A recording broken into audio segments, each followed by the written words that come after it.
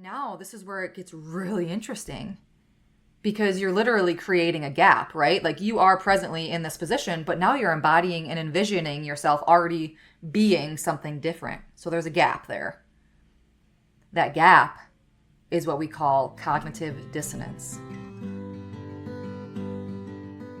Hey, beautiful. Welcome to Naturally Empowered Living, your safe space to guiding you on your unapologetic self-awakening journey. This is your weekly sanctuary for waking up from autopilot and transforming the way you approach life through the power of meditation, energetics, and root cause therapy. It is my mission to help you heal unprocessed emotions and release stuck energies by alchemizing your struggle cycles into opportunities for deep self-love, awareness, trust, and connection, to return to your innate essence of being, stepping back into your energy of alignment. Because here, we honor all parts of ourselves, the messy and the magic, the shadows and the light, embodying all parts that make you, you. So if you are ready to get to the root of cultivating real change, get cozy, grab your journal and maybe favorite crystals, and let's discover our power within together. Hello, welcome back to another episode of the Naturally Empowered Living podcast. Hi. This is your host, guide, and mentor in all things energetics, emotions, and self-awakening, Jenna Smith.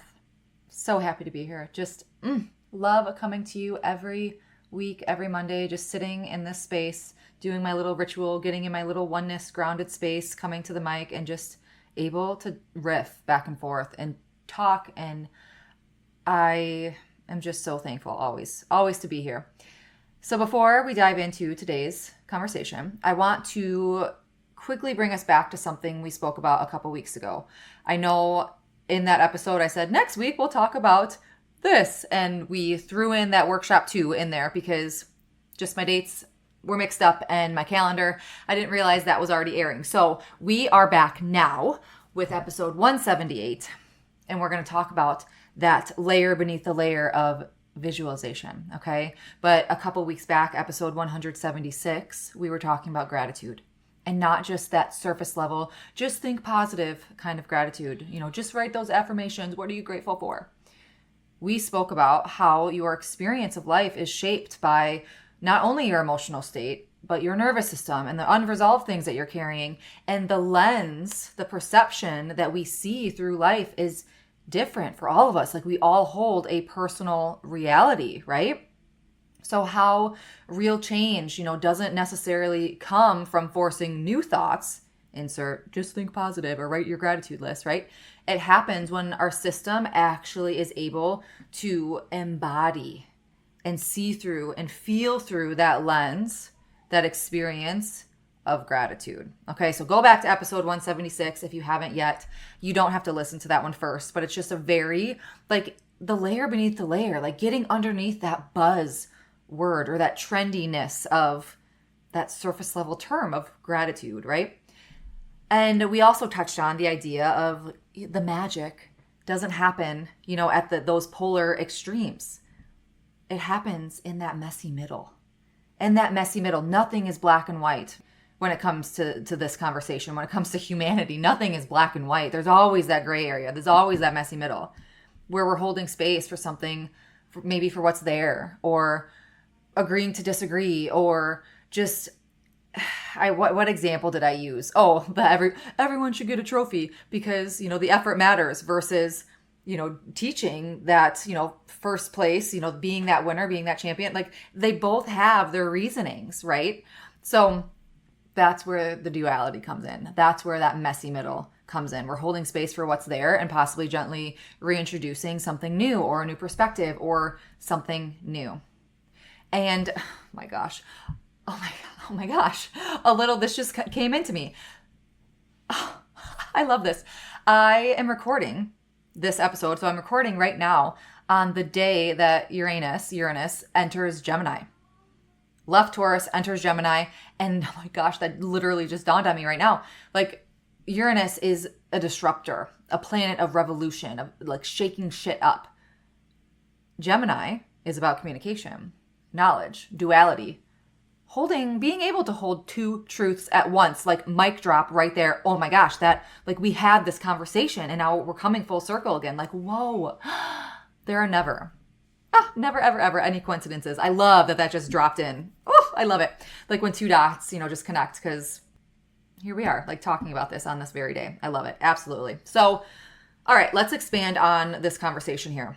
Bringing back a little bit more on the gratitude, because this is something that I don't think I brought on the last conversation, but it's something that I really want to speak on now. So bringing back a little more on gratitude before we merge this into the same type of breakdown with something, that surface term and buzzy like visualization. Let's get a little scientific, okay? Because I don't think I touched on this last week, but I really think that this is going to bridge it beautifully. Gratitude, having that lens, that embodiment of gratitude, it's heavily associated with increased activity in our prefrontal cortex, okay? So gratitude is heavily associated with increased activity in the prefrontal cortex. The prefrontal cortex of our brain is also known as the executive center. It's the part of the brain that handles important things like critical thinking, rationalization, emotional regulation, the goal setting, the task management. Like you say, children or people don't really develop that prefrontal cortex until their mid-20s. So a lot of that co-regulation with children, that's why it's so important, because they're learning how to emotionally regulate. That's just one aspect of the prefrontal cortex. But when we really activate this region using gratitude and seeing through a lens of gratitude or love, that high frequency vibration, studies have shown that we actually enhance this cognitive flexibility. So it allows us to adapt our strategies and actions to better align with what we're truly trying to accomplish, what we truly want. And this is what we're going to get into. This can work in spooky, mysterious, amazing, beautiful, magical ways. Okay, so, oh my gosh, I'm so excited. Let's jump in. So let's paint a picture, for example, of my hands. I'm oh my gosh, I'm so excited. So say that you want to become someone who works out consistently. You want to feel better. You want to just be, maybe you do want to lose weight, but you really want to feel better. You want to be able to move your body. Maybe you want to get on the floor and play with your kids. You want to be that person. But right now, it feels like a push. It feels like you're forcing something, quote unquote, that you should do. And it just doesn't really feel natural yet. So instead of just thinking about it, imagine connecting to this feeling of already being that version of you. The version of you who moves your body regularly, who feels strong, who gets on the floor and plays with their kids, who has it as a part of their routine, normal routine.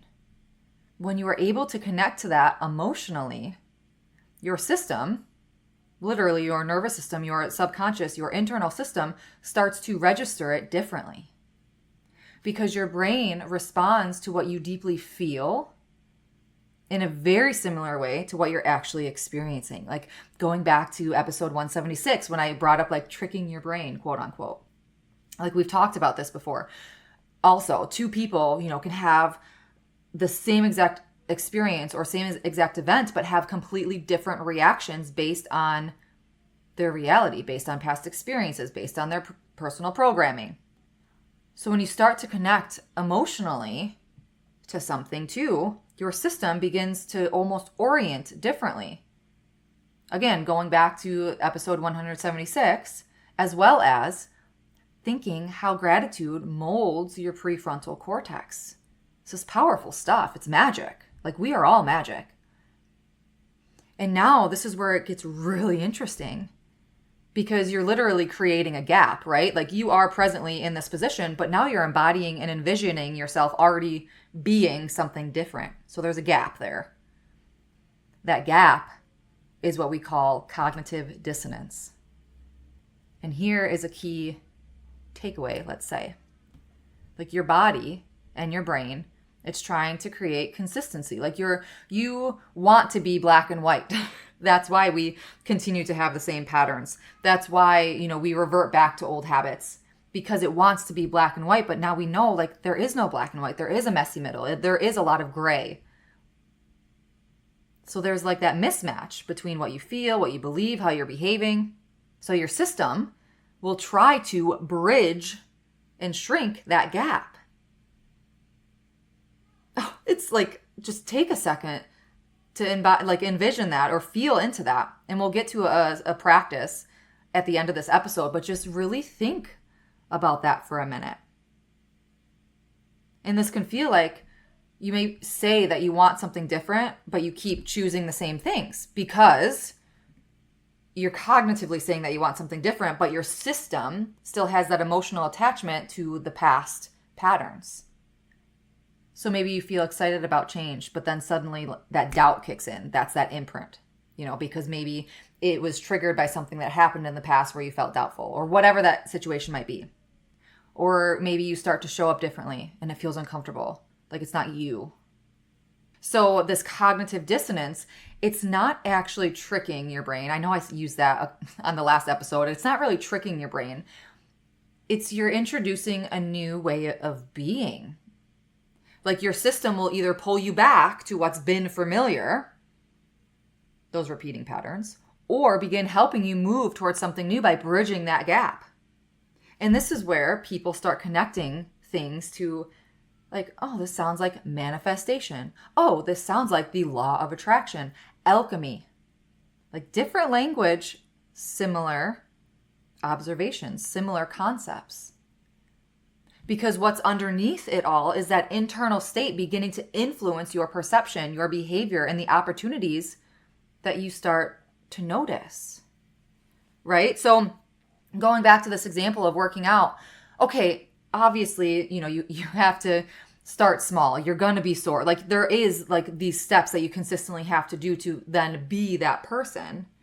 But maybe you'll start making decisions of breaking it down into smaller steps. Maybe I'll do it 3 days a week, or you'll have these ideas or this clarity of I'll start with 5-pound weights, until I reach this amount of reps, or I'll get up at this time of day, or whatever that might be. You start to see things or see the path more clearly because your brain, your system literally wants to bridge that gap for you to reach said embodied goal, let's call it. And of course, we kind of touched on this, but this also works in the other way too. Like if you're constantly holding negative beliefs about yourself, this never works for me, I'm not good at this, you'll subconsciously engage in behaviors that enforce that. So it works both ways. Like you'll engage in behaviors that reinforce you becoming that routine exercise, feeling good about yourself. Or you'll engage in behaviors that reinforce the beliefs of this doesn't work for me, I'm not good at this, I always fail, yada, yada, yada. Not because you're consciously choosing it, but because your system is trying to stay consistent with what feels familiar or to bridge that gap. Oh, how is this landing? I'm all giddy. I love this conversation.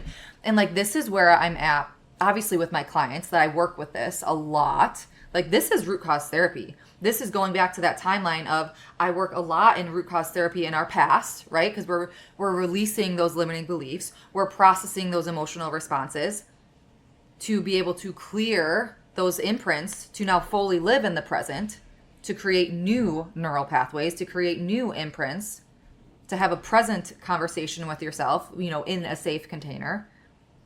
I mean, I also work on a future timeline too, where you become your own psychic manifester. And, oh gosh, I love this. So in a root cause therapy lens, we see that loop, that past loop, as unresolved emotional experiences that your system is still trying to protect you from. So of course there's resistance on top of that recycling pattern. So there's each client or each basis, not even each client, because each situation within each client experience is different. It's very bio-individual because your body is prioritizing safety or protection or whatever that is, survival, over the change because it doesn't think it's safe. So we have to gently introduce that safety also.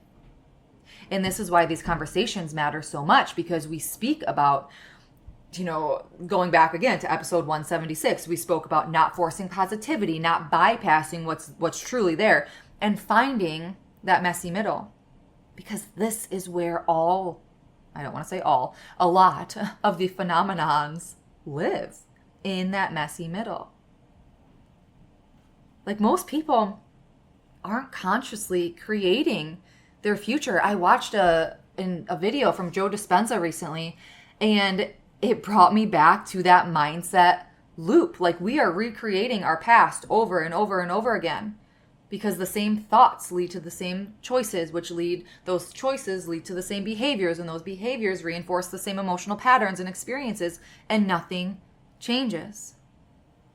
Like, we wake up, some people wake up in the morning, and their entire state of being is the familiar past. Because it's comfy. Or, XYZ, because of a lot of things. And that's where the bio-individuality comes in also. And we can't create a new future while holding on to the emotional state of the past. So this is where we begin to slowly allow the brain and the body to bridge that gap in a way that actually feels safe as well. Just the goodness here. Like, I could probably re-listen to this episode over and over and over again because it is so fascinating. So let's close out this episode with another divine orchestration moment in my life. Oh my gosh, this happened recently. Not just, the whole Uranus coming into Gemini, like that just literally dropped in as we're recording. But I had a Zoom call with my past online business manager because we missed each other so much and we just wanted to catch up. And I kid you not, we naturally flowed into this exact conversation. And she shared with me a ritual that she created and she's been doing herself. And I was like, Andrea, I'm like, this is the same concept that I'm bringing to my community. And I'm going to actually record a podcast episode on this in the future. Like, can I share what you're doing? It was just so, so divine. So actually, this somatic practice, I'm giving credit to Andrea Morrison from Dream Life Connection, because I created my own little ritual that I was going to share on this episode. But I'm like, Andrea, yours is just so much like simpler. And it was just so divine. Like, there are never any coincidences. So I'm like, can I use your example? I just love it so much. And that's why I want to bring it to you. So, because like just the synchronicity there. So let's jump in to this practice. This isn't something that you're going to do real time with me, but it's very, very simple. Okay. What you're going to do whenever you have, 5-10 minutes, I want you to just journal like normal. Just journal like normal. And I do suggest actually writing pen to paper, not just like meditating or thinking. Okay. I would encourage you to do pen to paper, because after you journal or you vent or you do whatever you're doing to get those words out onto paper, pause and then envision yourself 1 year from now.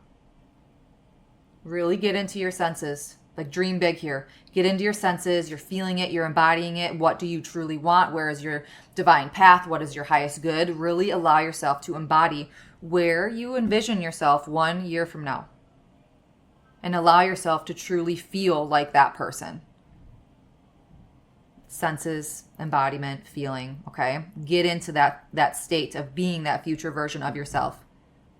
And then, in that state, reread your journal entry that you just made from that embodied future version of you. Reread that journal entry. And the power is in the clarity, in the answers, in maybe saying like, maybe you're making mountains out of molehills, or, here's the direction, or whatever that might be. But so often when we're in this heightened state, we can't see clearly because there's gunk in the way. It's shadowy. It's brain foggy. But envisioning yourself in the future and then rereading that journal entry, like, you're not only bridging that gap, but think about all these times when, so, okay, now let's flip this a little bit. Think of you in your present life and think back to yourself 1 year ago, 5 years ago. You see these quotes all the time. Like, your past self, 5 years ago was dreaming about where you are now type thing. So if you have past journal entries, like, read those past journal entries and think of, oh yeah, I found that answer, or I took that job, or I found that path, or whatever that is. Simple journal exercise. Like, when she shared that with me, I immediately thought of that gratitude practice that we did a couple weeks ago. What was it? where like, how are checking in right now, somatic check-in on a scale of 1 to 10, how are you feeling? Okay, now anchor yourself to something that you feel so grateful for, that you truly love, like embody that feeling of love, gratitude, that high frequency feeling. And now check in with yourself. How are you feeling? Same type of cognitive dissonance, like you are bridging that gap. So to close, I know I just said that activity was to close, but I want to get on a soapbox for a minute. Allow me to step on my podium just for a second, because this just dropped in too. I honestly, truly, with so much love, invite you to question half of what you've ever been taught about manifestation. Because also in that conversation with Andrea, we got into the topic of we get so caught up in the shoulds. Oh, manifestation 101. I can't, I have to speak a certain way because then I'm telling my body that this and that. And then you're putting yourself in circles because you're like, oh, I said it the wrong way. Damn it. And then you're reverting back and then you're getting that negative self-talk. What matters most is not doing it right. It's actually connecting back to yourself. Cognitive dissonance. Allowing yourself to truly connect with your internal wisdom and your power. So often we get so hung up on the shoulds and the language and the 101 and listening to this is how this person did this and this and that. It's actually disconnecting ourselves from our own internal wisdom and power. We are constantly trying to mold ourselves into doing something right or by the books that we're losing ourselves and our own guidance in the process. Like, don't allow yourself to put up your own roadblocks by thinking that you're doing something wrong because someone else told you to do it this way. Like, start with self-connection. Start with intention. Start with your energy first, always. And if you're wanting a way to actually practice this in daily life, my Energy of Alignment journal and planner was created for exactly that. It's a space to check in with your energy, your patterns, how you're doing. Start to intentionally align with the version of who you're becoming. You can find it on Amazon. I'll link it in the show notes, or at Rooted Collective 201 in Blanchardville, Wisconsin. I thank you so much for being here. I hope this episode was like ding, ding, ding, ding, ding, all these light bulb moments. And until next week, my loves, as always, simply be you. You have everything inside of you to learn your energy of alignment and be unapologetic in who you are.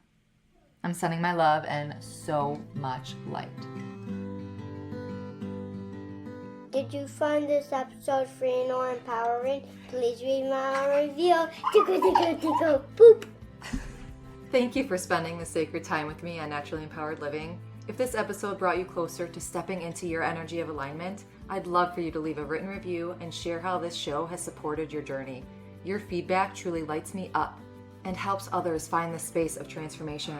And sharing it with someone who might need it spreads the ripple of healing even further. Be sure to check the show notes for ways to connect with me and explore personalized healing sessions and mentorships to deepen your self-awakening journey. Thank you. I appreciate all you are and all you do.